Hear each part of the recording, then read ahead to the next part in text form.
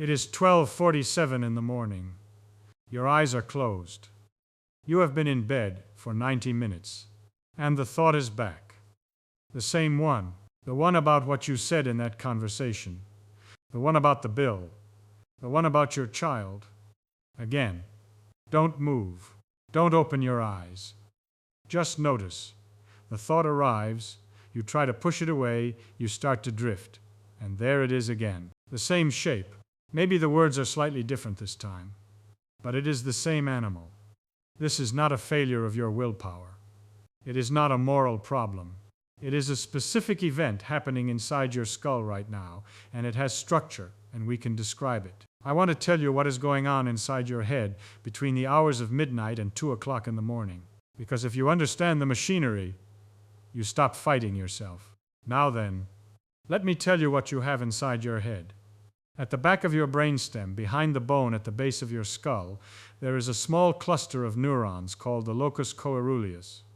It is a tiny thing, about 30,000 cells on each side, no bigger than a grain of rice.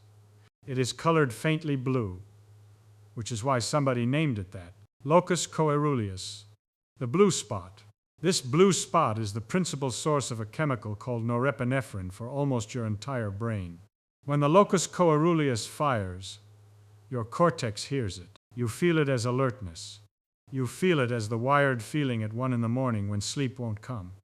Behind your forehead, just behind the bone, there is a region called the medial prefrontal cortex. In the middle of your brain, between the two hemispheres, there is a region called the posterior cingulate cortex. And tucked between them, the precuneus. These three structures, along with a few neighbors, form a network, the default mode network. They light up together when your mind has nothing to do. They go quiet when you read a book or solve a problem. They wake up when you stop. Above each of your kidneys, sitting on top like a small hat, is the adrenal gland. The outer layer of that gland makes a hormone called cortisol. Right now, at 12:47 in the morning, that gland is supposed to be putting out almost no cortisol. The valley of the day, the lowest point on the curve, deep in your temporal lobe, on each side there is a curled-up structure shaped like a seahorse. The Greeks named it that, hippocampus. Just in front of it, an almond-shaped cluster of neurons, the amygdala. These two have been working all day, encoding what happened to you, marking what mattered. They have a lot of homework to do tonight. And running along the blood vessels in your brain, there is a system of channels nobody knew about until 2013. The glymphatic system. It flushes the waste products of yesterday out of your brain. But it only runs when you are deeply asleep. It is waiting for you. It cannot start until you let go. These are the structures. Now I am going to walk you through what is happening to each one of them at this exact moment in your night. The first thing first, the second thing second, because they are connected. They are not separate problems. They are one chain. So, the first piece of the puzzle is cortisol. You have heard about cortisol, stress hormone. People say it like it is the villain of every story. But cortisol is not a villain. It is a beautifully tuned signal that follows the rotation of the earth. When the sun comes up, cortisol comes up. 30 to 45 minutes after you wake, cortisol peaks. Through the day it falls. By the time you go to bed, it is supposed to be down at the bottom. The valley. A man named Bruce McEwen at Rockefeller University spent his career studying what happens when this curve gets stuck. He called it allostatic load. The body does not pay the cost of any single stress. It pays the cost of the curve never coming all the way down. If your cortisol does not drop to its nadir at midnight, the system that runs on the rhythm cannot work right. And here is the thing. The cortisol awakening response in healthy people is between 38 and 75%. That is a real measurement. Saliva, every 15 minutes, in laboratory studies, 38 to 75%. That rise is supposed to come at 4 or 5 in the morning, not midnight. The mechanism behind the curve is worth understanding for a moment. Above the brainstem, in a region called the hypothalamus, there is a small group of cells that produces a peptide called corticotropin-releasing hormone. The hypothalamus sends that peptide a few millimeters down to the pituitary gland, the gland that hangs from the underside of your brain like a little berry. The pituitary releases a different hormone, adrenocorticotropic hormone, into your bloodstream. That hormone travels all the way down to the adrenal glands, sitting on top of your kidneys, and the adrenal cortex, in response, releases cortisol. This whole circuit is called the HPA axis. Hypothalamus, pituitary, adrenal. 3 stations, 3 handoffs, and the entire cascade is coordinated by your master clock, the suprachiasmatic nucleus, sitting just above the place where your 2 optic nerves cross. When you are healthy and the rhythm is intact, the cascade fires hardest at 5 or 6 in the morning, building you up for the day. By midnight, the whole circuit is at low ebb. Cortisol below 2 micrograms per deciliter. The body is supposed to be metabolically dormant, but in chronic stress, McEwen showed, the negative feedback loops that should turn the cascade off start to misbehave. The brain stops listening to its own quiet signal. The midnight nadir does not arrive. Cortisol stays at 4, 5, sometimes higher. The body never gets the chemical message that it is night. But for somebody whose baseline cortisol is already elevated, somebody under chronic stress, somebody with a worry that will not put itself down, the curve never reaches the valley. It hovers. It stays high enough that the brain reads it as daytime. The signal does not say sleep. The signal says alert. Now here is the part that textbooks don't make obvious. The cortisol rise is not just a wake-up timer. It is a permission slip for the rest of the body's stress system to fire. When cortisol is up, the heart rate variability flattens. The blood vessels narrow. The mind feels braced for something. You lie there, eyes closed, in a perfectly safe bed, and your endocrine system is putting on a coat and looking for the door. While that hormone is failing to drop, another system in your brain is failing to start. I want you to picture something. Imagine your brain at the end of a long day. The neurons have been firing all day, and just like any cellular machine that runs hard, they have produced waste. Proteins that have folded wrong. Misfolded amyloid beta. Tau fragments. Metabolic byproducts. All of it has to be cleared, and the brain does not have the lymphatic system the rest of your body has. Until 2013, nobody knew how the brain cleaned itself. Then a researcher named Maiken Nedergaard at the University of Rochester published a paper in the journal Science. She found that during deep sleep, the brain cells themselves shrink by about 60%. The space between the cells opens up, and cerebrospinal fluid, the fluid that surrounds your brain, washes through the tissue along the channels that run beside your blood vessels. She called this the glymphatic system. Glia plus lymphatic. And during slow-wave sleep, this washing system runs about 10 times more actively than when you are awake. Tenfold, not a little more.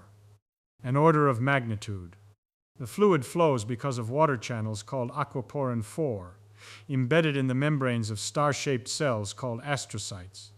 In animals where you knock those channels out, the clearance drops by about 70%. 70%.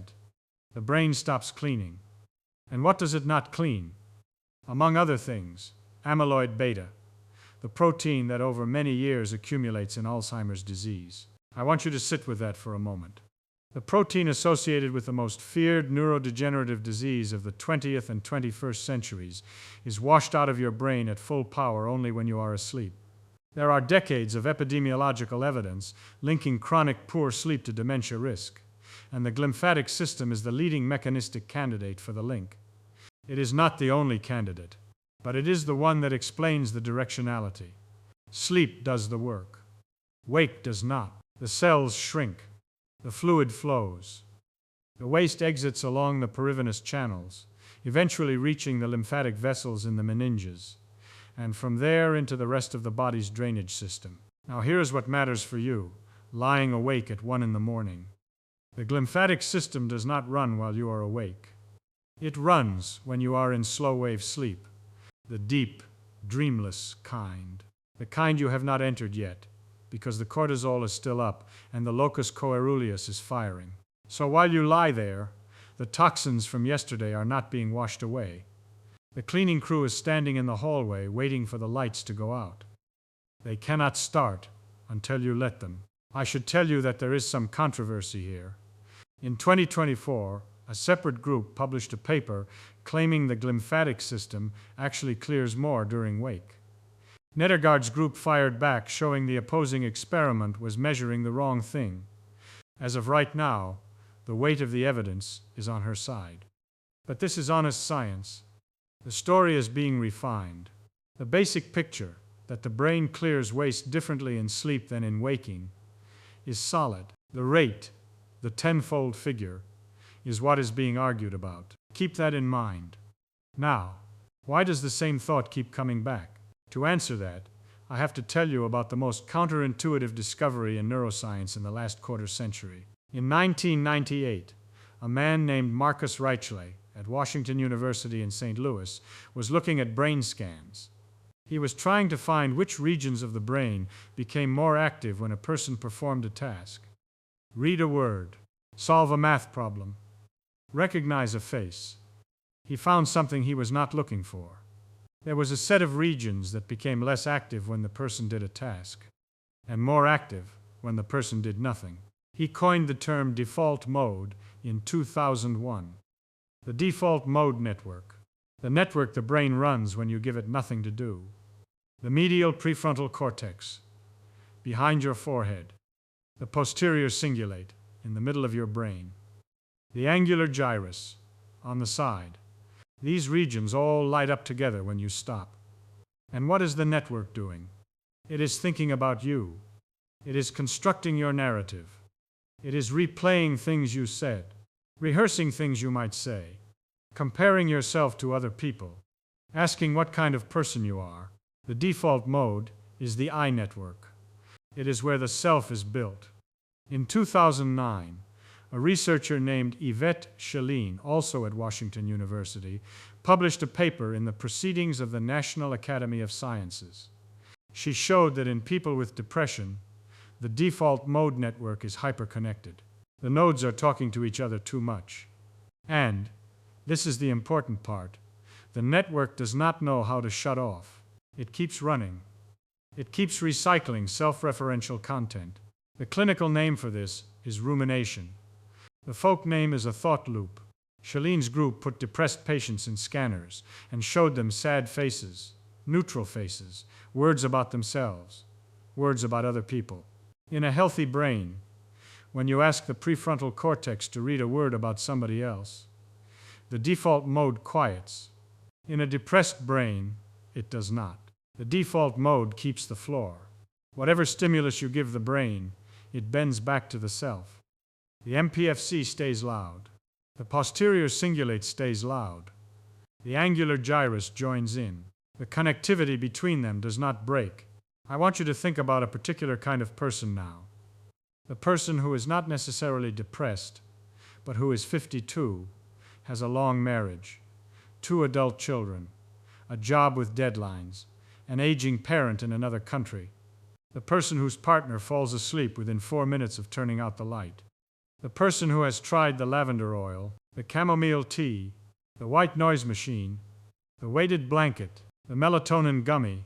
The person who has read 3 books on sleep hygiene, who knows about screens before bed, who has cut out caffeine after noon, and who still wakes up at 1 in the morning with the same loop running. This is a brain whose default mode network has too many open files. The HPA axis stays elevated because the workload of the day never closes. The amygdala has tagged dozens of small unresolved items. The default mode is doing its job. It is the only thing trying to integrate all of it. Sleep is what gets sacrificed. Now look at what is happening in your bed at 1 in the morning. You have given your brain nothing to do. You are lying still. Your eyes are closed.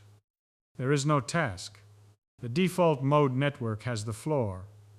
And in a brain where cortisol is already elevated, where the locus coeruleus is already firing, the default mode does not just hum quietly.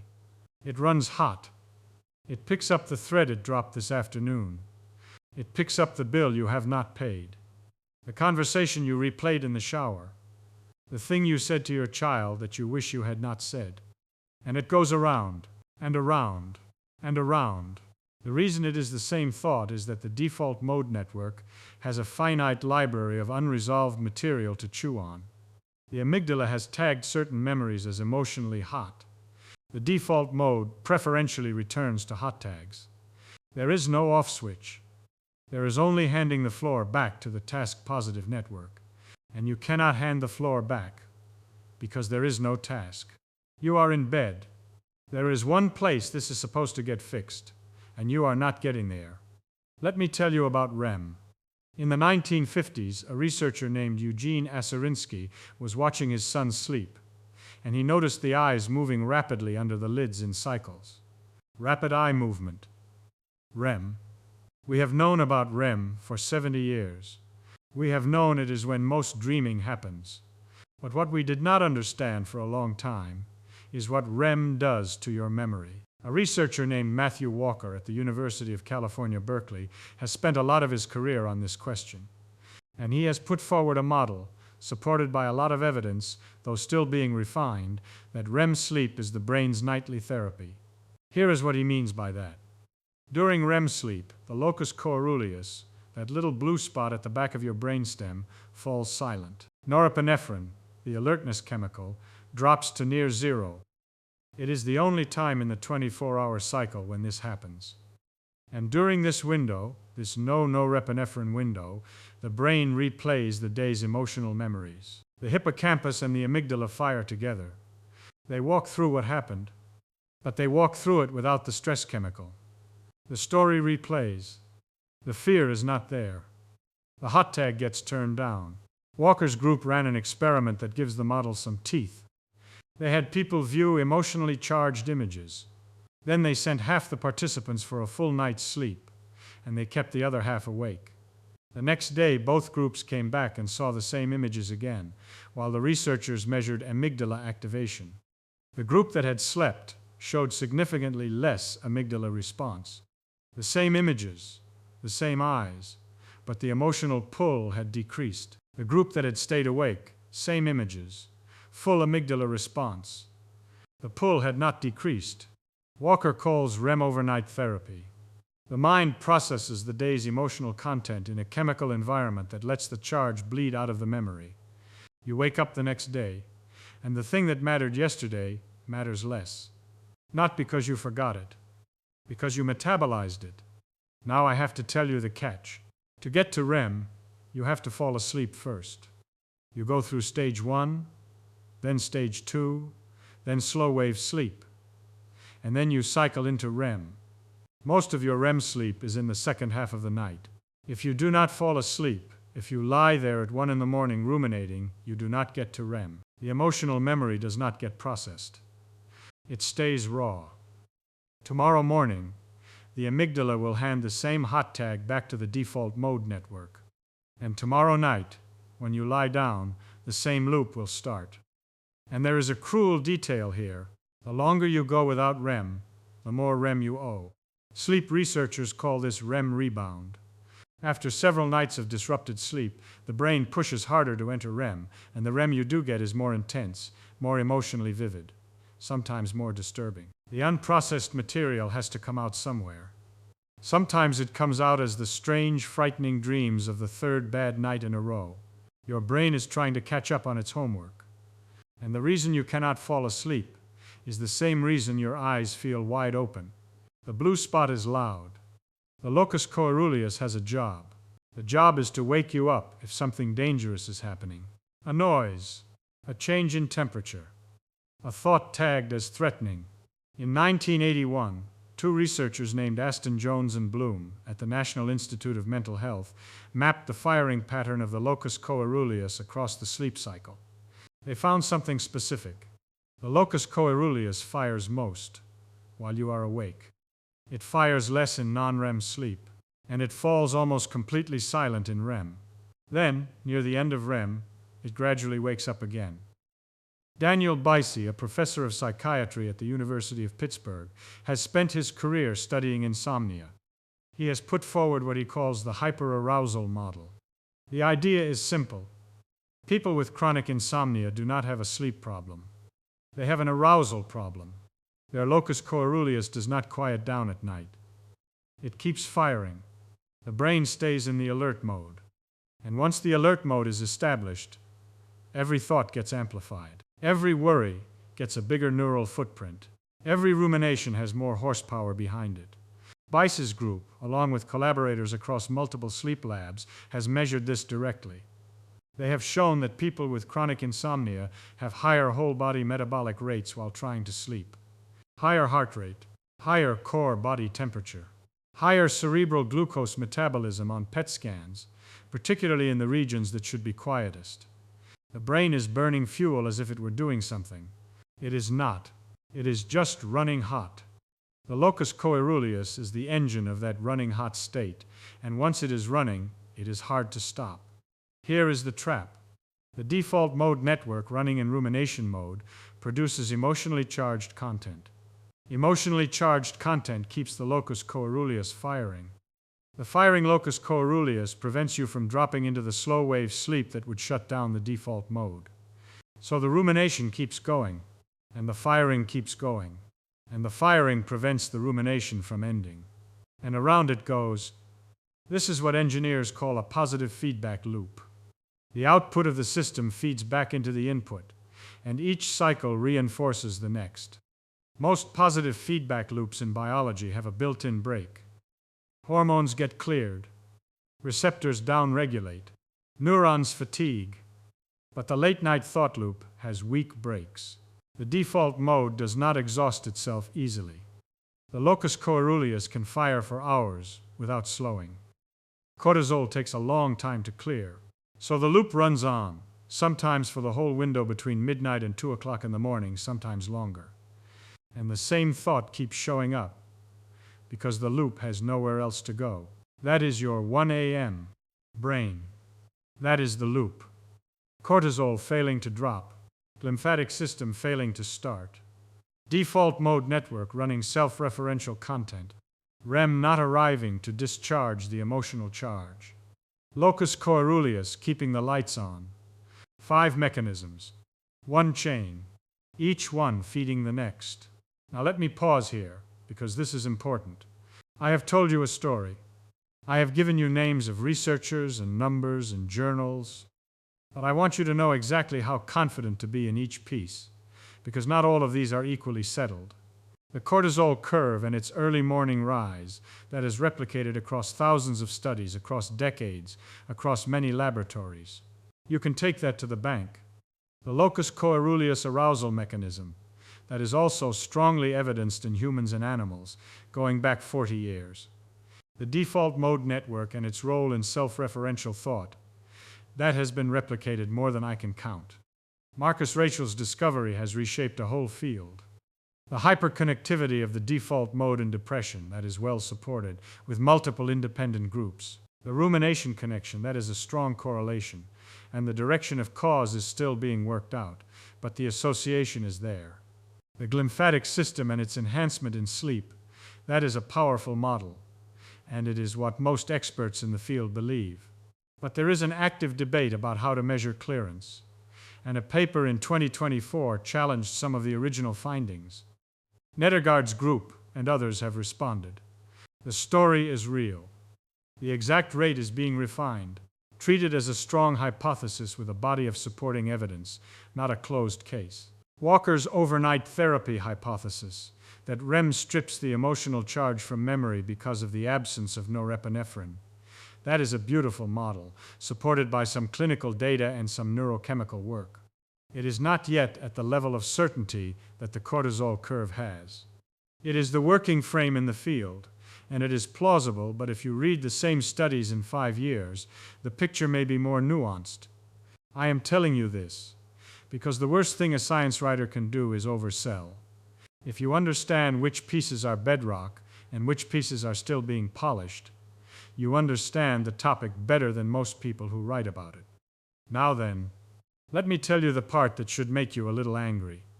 The pharmaceutical industry has a class of drugs called Z drugs. Zolpidem, ezopiclone, zaleplone. They cost between $200 and $400 a month in the United States without insurance, more in some places. These drugs work by binding to a specific subunit of the gamma-aminobutyric acid receptor, the GABA receptor. GABA is your brain's main inhibitory neurotransmitter. It tells neurons to be quiet. When a Z drug binds the GABA receptor, neurons fire less, including the neurons of the locus coeruleus. The blue spot quiets.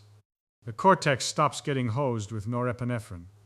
The default mode network slows down. The cognitive arousal drops.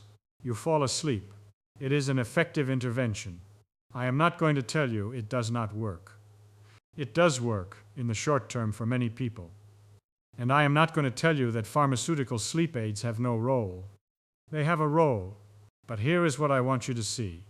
Your own brain has a free version of this exact mechanism. Your own brain produces GABA. Your own brain has a sleep architecture that, when undisturbed, walks the locus coeruleus down from waking arousal into the silent state of REM. The same molecular endpoint, the same quiet cortex, the same emotional discharge. The body's version takes longer to start. The pharmaceutical version starts in 30 minutes. That is a real difference. And the cognitive intervention that is first-line treatment for chronic insomnia, cognitive behavioral therapy for insomnia, what the researchers call CBT-i, operates on the same loop. It is not a pill. It is a behavioral protocol developed by Daniel Buisse and others over the last 30 years. The protocol does several things. It tells you to get out of bed if you are awake more than 20 minutes, so the bed does not become associated with arousal. It tells you to write the thought down on paper, so the default mode network has something to hand off to. It tells you to keep the bedroom dark, so the cortisol curve is not pushed earlier.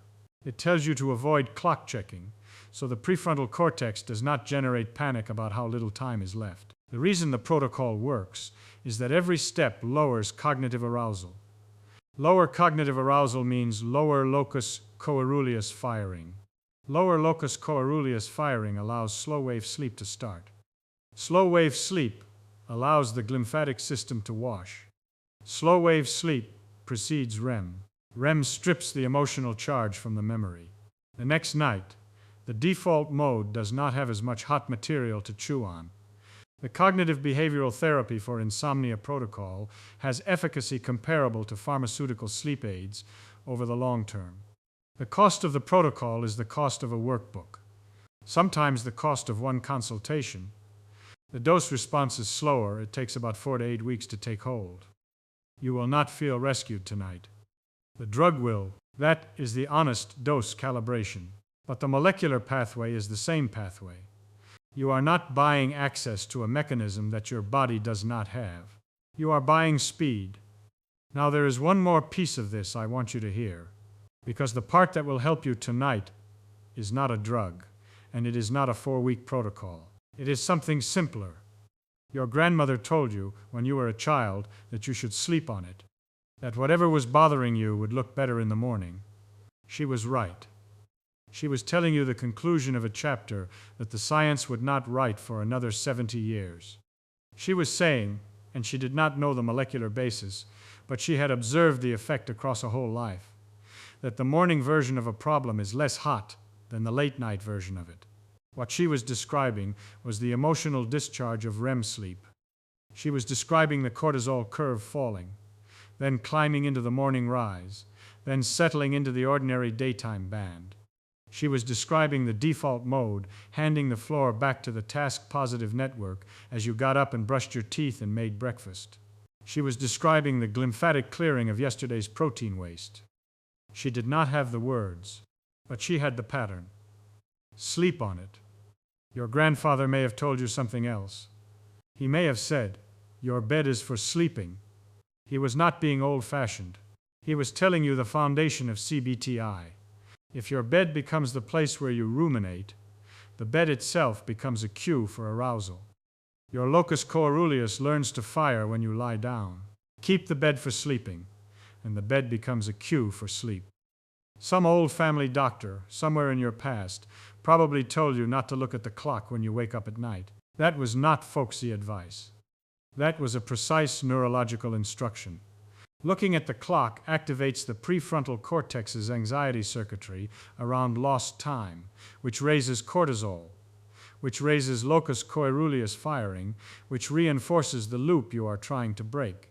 The folk wisdom of an older generation, in the case of sleep, has been almost perfectly validated by modern neuroscience. The grandmothers were right. The science was slow. So, it is 1 a.m. The thought is back. Here is what I want you to do. Name what is happening. Out loud, in a whisper, to nobody but yourself. The cortisol has not dropped to its valley. The glymphatic clearing has not begun. The default mode network is running self-referential content. The locus coeruleus is firing. REM has not arrived to discharge the memory. 5 mechanisms. 1 chain. Then get out of bed. Sit somewhere dim. Write the thought down on a piece of paper. The act of writing it transfers it from the default mode network to the task positive network. The default mode does not need to hold it anymore. It is on the page. The page can hold it until tomorrow. You do not have to. Then go back to bed when you feel sleepy. Not before. Sleepy. Heavy eyelids. Slow blink. The body asking for it. The thought will probably come back tomorrow night. That is fine. The mechanism is built into your skull. It is not going anywhere. But each night you understand it, you fight it less. And each night you fight it less, the loop is a little shorter. Sleep on it. Tell me, when the thought comes back tonight, what is the shape of it?